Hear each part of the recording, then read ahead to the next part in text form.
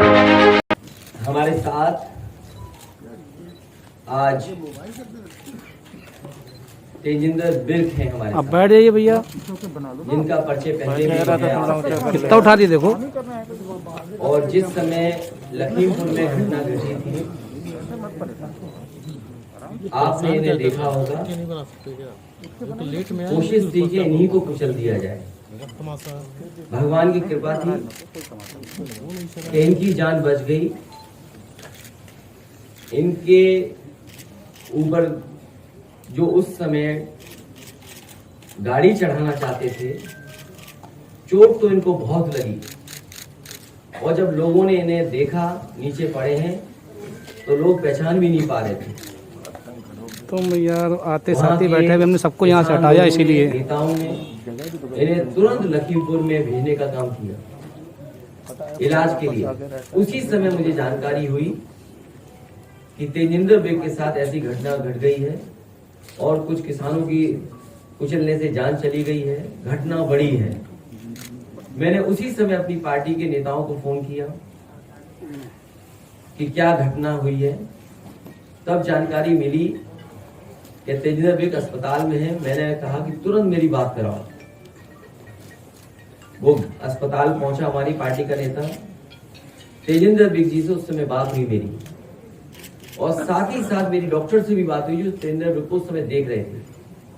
मेरे डॉक्टर से यही कहा कि रेफर करना चाहते हैं, इनके परिवार के अगर लोग चाहते हैं रेफर कर दें और इलाज कहीं और हो जाए इनका, तो वो तुरंत करिए जिससे इनकी जान बच जाए।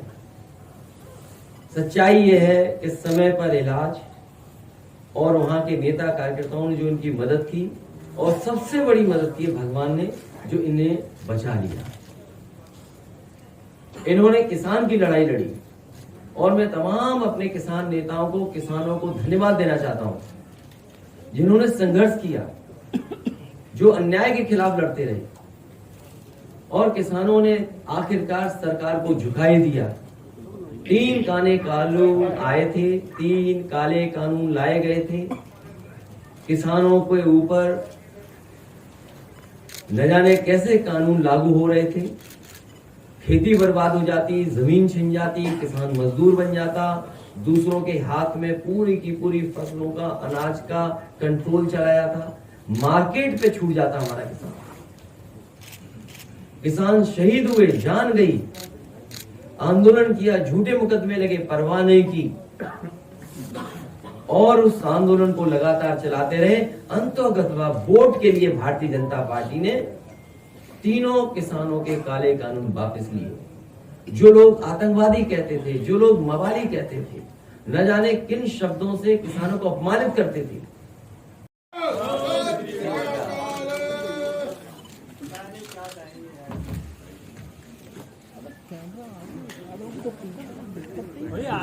और मैनिफेस्टो में बहुत सी चीजें आएंगी। लेकिन आज किसान के सवाल पे जब अन्न संकल्प लिया है तो समाजवादी पार्टी और हमारे मैनिफेस्टो में इस बात को शामिल करेंगे कि सभी फसलों के लिए एमएसपी प्रदान की जाएगी, और गन्ना किसानों को 15 दिन में उनका भुगतान सुनिश्चित किया जाएगा। इसके लिए फार्मर्स रिवॉल्विंग फंड भी अगर बनाना पड़ेगा, फार्मर्स रिवॉल्विंग फंड बनाने का काम करेंगे, जिससे किसानों का भुगतान न रुकेगा। साथ ही साथ 300 यूनिट जो फ्री बिजली का समाजवादी पार्टी ने संकल्प लिया है, घोषणा की है, मैनिफेस्टो में शामिल करेंगे। मैं उस बात को फिर दोहराता हूं कि सभी किसानों की सिंचाई के लिए मुफ्त बिजली दी जाएगी। साथ ही साथ ब्याज मुक्त लोन, बीमा एवं पेंशन की भी व्यवस्था किसानों के लिए की जाएगी। अखिलेश जी, इकोनॉमिकली कितना वायबल होगा जिस तरह की बातें आप कह रहे हैं कि मैं किसानों के बड़े नेता हैं, क्या किसानों के एक और बड़े नेता राकेश सिंह टिकैत भी यहाँ कभी मौजूद हो सकते हैं? नहीं, मैं हमारे लिए तेजिंदर बिर्क बड़े नेता है। राकेश टिकैत ये क्यों नहीं, वो भी नेता है, वो भी यहाँ आ सकते हैं। आप अगर बुलवा दो तो हम बुला लेंगे। अगर आपका संपर्क हो और आपके कहने पे आ जाए तो हम बुला लेंगे। अखिलेश जी, उत्तर प्रदेश के किसानों की जो हालत है, उनकी आर्थिक स्थिति बहुत खराब है यार। अरे तुम्हें सुनाई नहीं देता, उम्र ज्यादा हो गई। आप बोलिए। अखिलेश जी, उत्तर प्रदेश में किसानों की आर्थिक स्थिति बहुत अच्छी नहीं है। पीढ़ी दर पीढ़ी कर्जे में डूबे रहते हैं। तो अगर आपकी सरकार फॉर्म होती है तो उनकी आर्थिक स्थिति सुधारने के लिए क्या कुछ प्लान करेंगे? अभी सब कुछ नहीं बताया जाएगा, जब डिटेल में मैनिफेस्टो आएगा तो बहुत सी चीजों की जानकारी आपको होगी। इसमें शामिल है सारी। अब मुझे लगा, अभी तक तो मैं कांग्रेस मान रहा था, लेकिन अब मुझे दिखाई देगा बीजेपी भी शामिल है। मैनिफेस्टो आएगा भारतीय जनता पार्टी के बाद। पहले भारतीय जनता पार्टी बताएगी उनके स्मार्ट सिटी कितने बने, उसके बाद समाजवादी पार्टी का आएगा। अखिलेश जी, किसान क्रेडिट कार्ड में एक नियम होता है कि अगर कोई भी किसान क्रेडिट कार्ड लेता है तो नाबार्ड और आरबीआई की तरफ से बीमा की किस्त कौन देगा? किसान क्रेडिट कार्ड से जो भी किसान लोन लेता है मैंडेटरी हो जाता है उसी में। आरबीआई का और नाबार्ड दोनों किस्त कौन देगा? किस्त कौन देगा? वो बैंक से इंश्योर्ड है। बैंक देगा। हम जानकारी कर लेंगे, इसमें हमें जानकारी नहीं है। अभी हमें जानकारी नहीं है, क्योंकि मुझे याद है कि जब फसल बीमा को लेकर के भारत सरकार ने कुछ टिप्पणी की थी उत्तर प्रदेश सरकार को, तो बहुत सारे किसान इस पक्ष में नहीं थे, फसल बीमा के पक्ष में। और फसल बीमा का पैसा भी किनको मिल रहा है,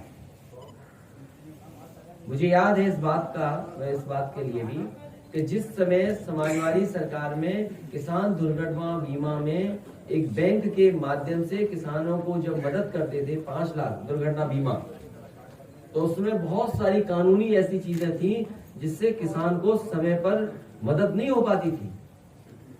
उस समय समाजवादी सरकार ने बैंक को हटा करके सीधा सीधा सरकार ने मदद करने का काम किया था किसान दुर्घटना में। इसलिए बैंकें होती है मदद के लिए, सरकारें होती है मदद के लिए। बैंक और सरकार मिलकर के किसान को और गरीब को उलझाना नहीं चाहिए। ये तमाम ऐसी योजनाएं बनी हैं जो उलझाती हैं, इसलिए जब तक पूरी जानकारी नहीं होगी तो नहीं बता पाएंगे। बीजेपी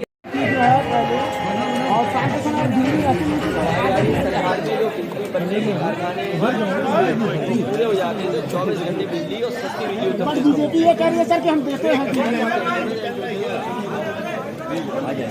धन्यवाद।